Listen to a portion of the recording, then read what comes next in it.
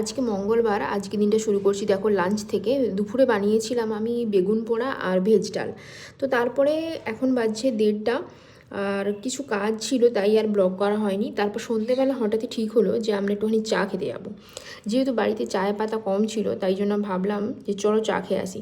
তো এখানে দেখো অনুপম রেডি হচ্ছে, সেজন্য আমি ওকে আর নিলাম না। তো এখানে বেরিয়ে পড়েছি, এখন বাজে 7:30 মতো। তো হাঁটাহাঁটি করা অবশ্যই ভালো, কিন্তু একটু ঠান্ডা ঠান্ডা পড়েছে, সেই জন্য দেখো রাস্তায় লোক একেবারেই নেই। আর গলিতে অবশ্য লোক আছে ঠিকই, বাট ওই আর কি, আমরা ভেতরের রাস্তা দিয়ে যাচ্ছি বলে অতটাও লোক নেই এখানে। তো চলো এখানে পৌঁছে গেছি, দেখো টিলজি ক্যাফে। একেবারেই জঘন্য এক্সপিরিয়েন্স। এই ক্যাফেটা প্রায় 9-8 মাস হলো খুলেছে। তো সেই জন্যই আমরা ভেবেছিলাম যে একবার ভিজিট করব, ভালো রেটিংও ছিল, লোক দেখলাম আসছিলও এখানে।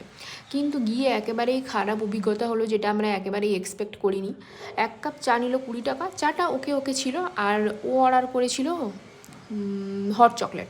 হট চকলেটটা হট তো ছিল না ঠিকই, সেটা না হলে ছেড়েই দাও, ভাঁড়টাও পরিষ্কার করেনি। যখন তুমি সিপ করছো না, ভাঁড়ের গুঁড়োগুলো চলে আসছিলো। এই দেখো টোটাল আমাদের পড়লো 70 টাকা মতো, পুরো বাজে এক্সপিরিয়েন্স।